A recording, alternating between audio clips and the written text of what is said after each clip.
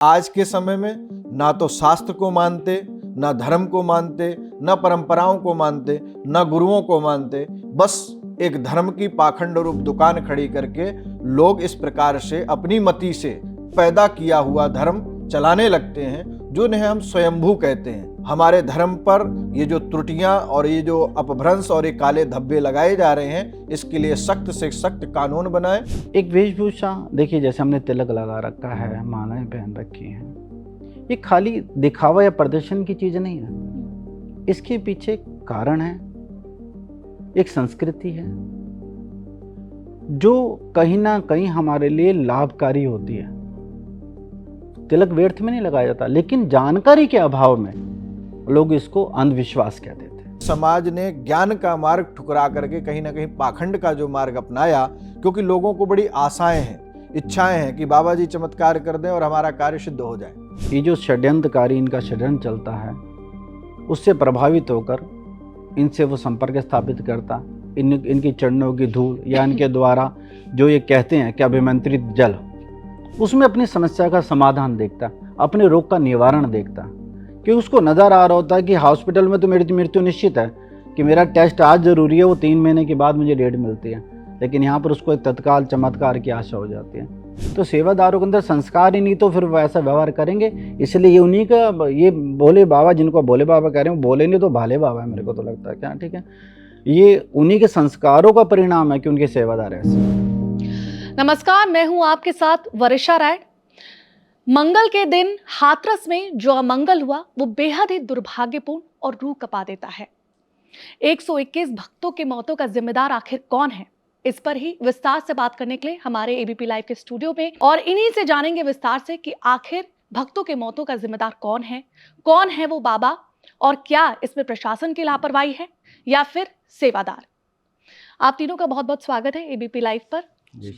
सबसे पहला सवाल यही है कि जिनका ये नाम आ रहा है भोले बाबा, क्या आप इन्हें पहले से जानते थे, लुप्त थे ये, कि अचानक से जो इनका नाम पॉपुलर हो गया, लाखों की भीड़ जुटाने में कामयाब हुए, इसके पीछे का कारण क्या है? देखिए, कलिमल ग्रसित धर्मश्रव लुप्त भय सदग्रंथ, दंभिन निच मत कल्प कर प्रगट किए बहुपंथ। आज से करीब 700 वर्ष पहले गोस्वामी तुलसीदास जी महाराज रामचरितमानस के माध्यम से संपूर्ण जनमानस को बहुत सुंदर तरीके से समझा के गए हैं कि जैसे जैसे समय आएगा, कलयुग का प्रभाव बढ़ेगा, तो धर्म पर कहीं ना कहीं कुठाराघात करने के लिए दंभी पुरुष, दंभी लोग प्रकट होंगे और वो अपने अपने पंथों का निर्माण करेंगे। तो उसी प्रकार से जो ये विषय है, पहली बात तो हम आपसे एक चीज़ कहेंगे कि बाबा शब्द का प्रयोग टेलीविज़न बहुत करते हैं। तो बाबा, बाप के बाप को भी बाबा कहते हैं, बाबा सड़क पे चलने वाले भिखारी को भी बाबा कहते हैं, बुजुर्ग को भी बाबा कहते हैं। तो बाबा शब्द का प्रयोग जिस प्रकार से किया जाता है यह उचित नहीं है, क्योंकि समाज जो हमारा है तो आध्यात्मिक जगत में यहाँ पर एक प्रक्रिया है अखाड़े द्वारे की, विद्युत परिषद की, जहाँ संत और परंपरागत संत आते हैं। जैसे हमारे 2500 वर्ष पूर्व शंकरी परंपरा है, शंकराचार्य जी की परंपरा का हम लोग अनुपालन करते हैं। लेकिन जो ये विषय था, आज से पहले आप टेलीविजन के माध्यम से ही हमें पता चला कि कोई साकार हरि नाम का व्यक्ति है जो अपने आप को भगवान का स्वरूप बताता है। तो ऐसे ही इससे पूर्व भी बहुत सारे बाबा या शब्द के नाम से जो आप संबोधित कर रहे हैं, तो दंभी लोग, पाखंडी लोग, जिस प्रचंड पाखंड विखंड नोद्यतम, भगवान शंकराचार्य जी ने उस पाखंड का जिस खंडन करने के लिए ज्ञान का मार्ग हमारे समाज को दिया, तो लोगों ने, समाज ने ज्ञान का मार्ग ठुकरा करके कहीं ना कहीं पाखंड का जो मार्ग अपनाया, क्योंकि लोगों को बड़ी आशाएं हैं, इच्छाएं हैं कि बाबा जी चमत्कार कर दें और हमारा कार्य सिद्ध हो जाए। तो जैसा कि हमने सुना कि नाम भी कैसा रखा कि भगवान विष्णु को भी इंक्लूड कर लिया, खुद को भी सामने रख दिया, साकार, यानी जैसे हम साकार साक्षात भगवान का नाम लेते हैं, तो उस प्रकार से भी अपने नाम को बना करके, और एक कहते हैं ना, यहाँ पर चमत्कार भी कैसे बनता है, बोले बहुत सारे लोग जो धंधा करने वाले, बिजनेस करने वाले होते हैं, तो एक दुकान रचाते हैं। तो ऐसी एक दुकान बना करके और एक सुंदर सी, लोगों को नाम धर्म का रख लिया, मानवता का पाठ पढ़ा रहे हैं, लेकिन मानवता के विपरीत कार्य कर रहे हैं। जो धर्म के विपरीत है क्योंकि देखिए हमारे यहाँ किसी तर्क को कोई जगह नहीं है कि पूज्य महाराज श्री या आप धर्म के बारे में क्या सोचते हैं, इससे हमारा कोई लेना देना नहीं। लेकिन जो शास्त्र हमारे यहाँ कहा गया है कि तस्मात् शास्त्र प्रमाणन्ते कार्याकार्य व्यवस्थितो, जब बात धर्म की आए, जब बात किसी निष्कर्ष की आए, तो कोई भी टॉपिक हो तो किसी व्यक्ति के तर्क के द्वारा नहीं, शास्त्र के प्रमाण के द्वारा उसे समाधान किया जाता है। लेकिन आज के समय में ना तो शास्त्र को मानते, ना धर्म को मानते, ना परंपराओं को मानते, ना गुरुओं को मानते, बस एक धर्म की पाखंड रूप दुकान खड़ी करके लोग इस प्रकार से अपनी मति से पैदा किया हुआ धर्म चलाने लगते हैं, जो इन्हें हम स्वयंभू कहते हैं। इसके लिए हम बहुत करबद्ध प्रार्थना करेंगे उत्तर प्रदेश गवर्नमेंट से, भारत की सरकार से, कि जैसे भी हो हमारे धर्म पर ये जो त्रुटियां और ये जो अपभ्रंश और ये काले धब्बे लगाए जा रहे हैं, इसके लिए सख्त से सख्त कानून बनाए और इनका जल्द से जल्द इनको रोकथाम की जाए। जी सतीश जी, मैं आपसे जानना चाहूंगी, सूट बूट वाले बाबा, महंगी गाड़ियों के शौकीन बाबा, मरी हुई लड़की को जिंदा करने वाले बाबा, जब ऐसा लोग कहते हैं, क्या विचार आते हैं आपके मन में? सर्वप्रथम तो इस हादसे के अंदर जो मृत आत्माएं हैं उन्हें मेरी श्रद्धांजलि, और घायलों के लिए जल्द से जल्द स्वस्थ होने की मैं परम पिता परमात्मा से प्रार्थना करता हूँ। देखिए, भारतीय सनातन संस्कृति में अवंडर और पाखंड का कोई स्थान नहीं है। हमारे यहाँ एक परंपराएं हैं, एक संस्कार है, एक संस्कृति है जो हमारी सच्ची पहचान है। उस संस्कृति और संस्कारों की निंदा करके स्वयं को खड़े करना, एक मैं इसको संगठित अपराध की श्रेणी में रखता हूँ।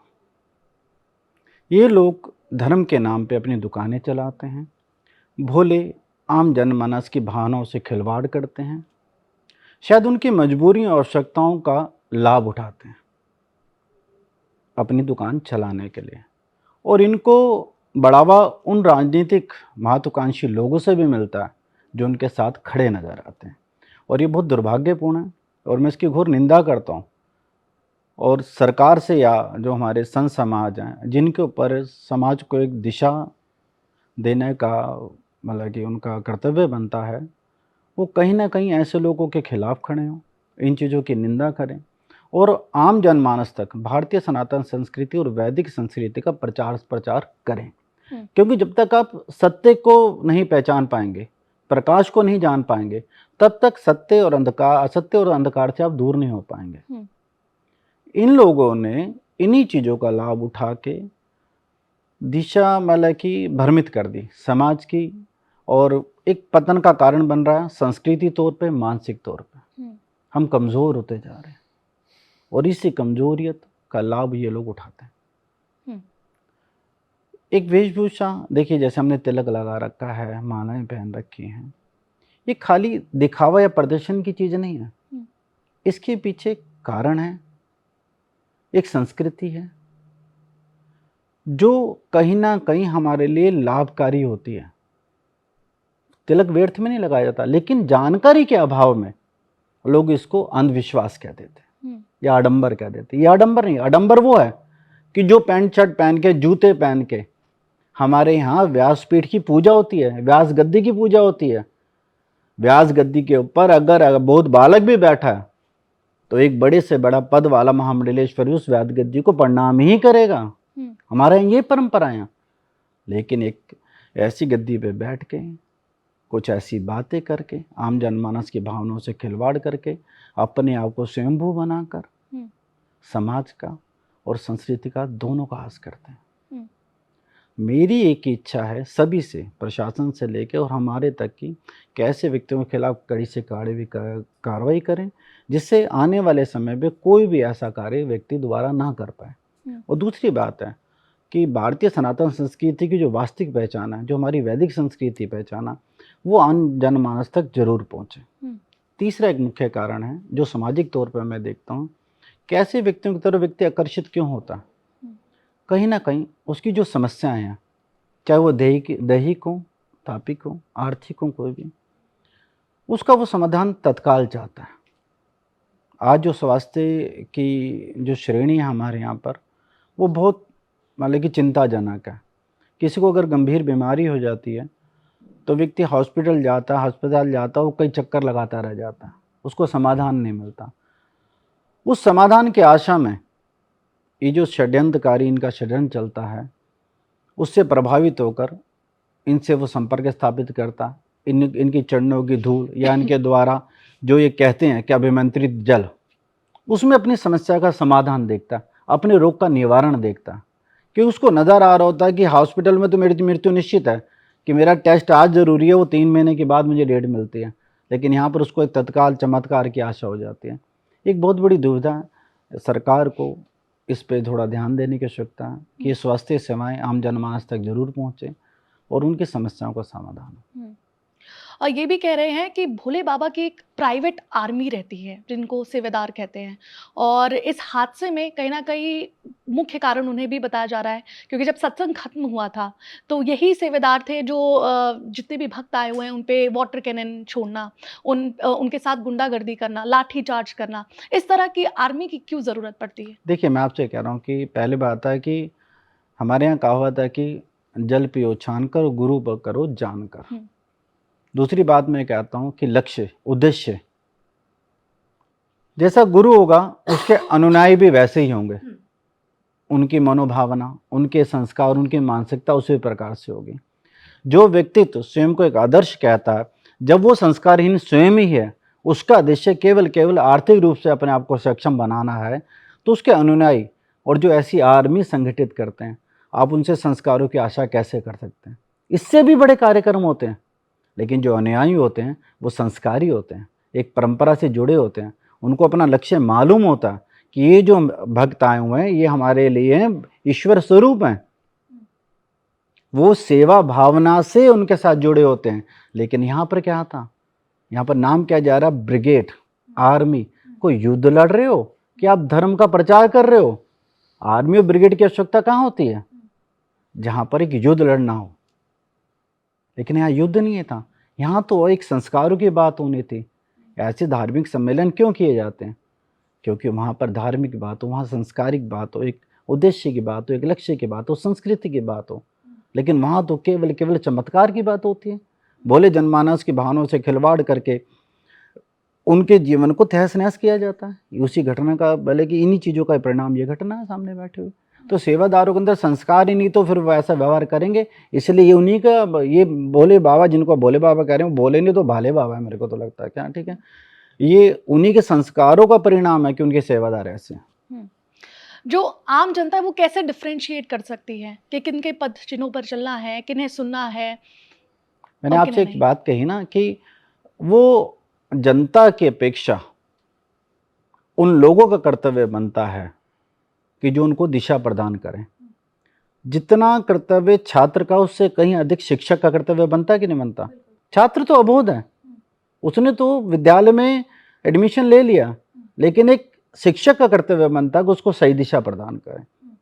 तो वर्तमान के अंदर जो हमारे धर्म गुरु हैं, उनको आम जनमानस तक सरलता से, सुविधाजनक तरीके से अपने संस्कार, अपनी संस्कृति पहुंचानी पड़ेगी। जब हमारे संस्कार और संस्कृति का ज्ञान हमें हो जाएगा, उसी समय सत्य और असत्य का भान हमें स्वयं हो जाएगा। बिल्कुल। आखिरी सवाल मैं आप दोनों से ही पूछना चाहूंगी, क्या इस तरह के हादसे या इस तरह के जो ढोंगी बाबा हैं, क्या आपको लगता है कि सनातन को भी बदनाम करने की कोशिश कर रहे हैं? देखिए, ये लोगों के लिए तो घातक है ही, व्यक्ति क्या, हम कहते हैं एक जीव मात्र के लिए भी घातक है। और ये बहुत बड़ा षड्यंत्र है सनातन धर्म को नष्ट भ्रष्ट करने के लिए। और आज नहीं, पहले भी कई बार जो मलेच्छ हैं, जो हमारे ऐसे लोग हैं जो असामाजिक तत्व हैं, जो राक्षसी तत्व हैं, वो सदैव सनातन पर घात करते रहे हैं। लेकिन सत्य सनातन सदैव रहा है, सदैव है और सदैव रहेगा। क्योंकि सनातन क्या है? सनातन का मतलब ही नित्य होता है, जो सदैव विद्यमान है, जो कभी नष्ट नहीं होता। सत्य ही सनातन है, सनातन ही सत्य है। तो सत्य को कभी नष्ट तो नहीं कर सकते, क्योंकि जब रावण, कुंभकर्ण, कंस, दुर्योधन और हिरणाक्ष और हिरण्याकश्यप जैसे राक्षस सनातन पर कोई आंच नहीं आ पाई, इन लोगों ने बड़े प्रयत्न किए और 10-10 हजार वर्ष तपस्या किए हुए राक्षस थे। तो आजकल के ये राक्षस क्या करेंगे? फिर भी कुछ समाजों के द्वारा, कुछ कुत्सित या नीच मानसिकता के लोग सनातन धर्म पर समय समय पर घात करते रहते हैं, प्रतिघात करते रहते हैं। इससे बचने के लिए हम यही कहेंगे कि वो वैदिक सनातन धर्म का अनुसरण करें। उनसे उनका समाज का, घर परिवार का और परलोक का, तीनों का कल्याण होगा। और ऐसे ढोंगी, पाखंडी या किसी भी प्रकार के जो गैर परंपरागत साधु हैं, जो साधु है ही नहीं, जो सूट बूट में बैठा हुआ है, जिसका कोई गुरु नहीं है, जिसका कोई गुरुद्वारा नहीं है, जिसकी कोई परंपरा नहीं है, जो खुद को ही भगवान कह रहा है, तो ऐसे लोगों से बचें और ऐसे पाखंड करने वालों से जितना हो सके दूर रहें, तभी उनका कल्याण है, नहीं तो पतन और मरना सुनिश्चित है। जी सतीश जी। देखिए, ये अर्पण, समर्पण, तर्पण की भूमि है और भारतवर्ष ने हमेशा विश्व को एक नई दिशा प्रदान करी। लेकिन ऐसे पाखंडी और आडंबर के व्यक्तियों के द्वारा ऐसे कृत्य कराए जाते हैं, कहीं ना कहीं एक उपहास का कारण बनता ही बनता है। बिल्कुल समाज दिशा भ्रमित होता है, आस्था और विश्वास पे ठेस लगती है और व्यक्ति का जीवन जो है नष्ट होना शुरू हो जाता है। रही बात सनातन की, वो आदि है, अनंत है, किंतु जो आने वाली पीढ़ी है उसको एक नई दिशा करने के लिए ऐसे व्यक्तियों की निंदा होनी चाहिए, क्योंकि अगर वो इनका अनुसरण करेगी तो स्वयं का जीवन तो नष्ट करेगी, समाज के लिए भी हानिकारक हो जाएगी। तो बस यही प्रार्थना है कि समाज से की जागृति हुई है, खुद भी स्वयं भी जागृत हुई और अपने आने वाली पीढ़ी को भी जागृत कीजिए, उसे एक सच्ची भारतीय सनातन संस्कृति के बारे में बताइए, उसका परिचय कराइए। बिल्कुल, क्योंकि हमारे यहाँ तो एक माँ भी यही आपको संस्कार देती है कि बेटा भोजन से पहले हाथ मुंह धो के आ। जो कोविड के टाइम पे डॉक्टर बोलते थे, वो एक साधारण सी महिला, अनपढ़ माड़ा भी हमें शिक्षा देती थी। तो सनातन संस्कृति तो है, वो तो हमारी कण कण में रची बसी है, वो मन के अंदर है, वो विचारों के अंदर है। उसके लिए स्कूली शिक्षा की आवश्यकता नहीं है, लेकिन उस सत्य को पहचान लीजिए, इनसे आकर्षित मत होइए और अपनी छोटे लोभ के कारण जो इनको बढ़ावा मत दीजिए। मैं उन राजनीतिक दलों से भी एक बात प्रार्थना करता हूँ कि आपके ऊपर एक बहुत बड़ी जिम्मेदारी है, इस भारतवर्ष की, इस समाज को एक दृष्टि देने की, दिशा देने की। ऐसे लोगों का अनुसरण करेंगे, इनके लोगों के कार्यक्रम में जाएंगे तो इनको बढ़ावा देंगे, तो कहीं ना कहीं एक आम जनमानस के लिए बहुत बड़ी गलत बात होगी। तो ये प्रार्थना करता हूँ कि भगवान सबको सद्बुद्धि दे और ऐसे लोगों का अनुसरण ना करें। बस जी, हमसे बातचीत करने के लिए, हमारी ऑडियंस से बातचीत करने के लिए आप सभी का बहुत बहुत शुक्रिया। धन्यवाद, आभार, आपका आभार।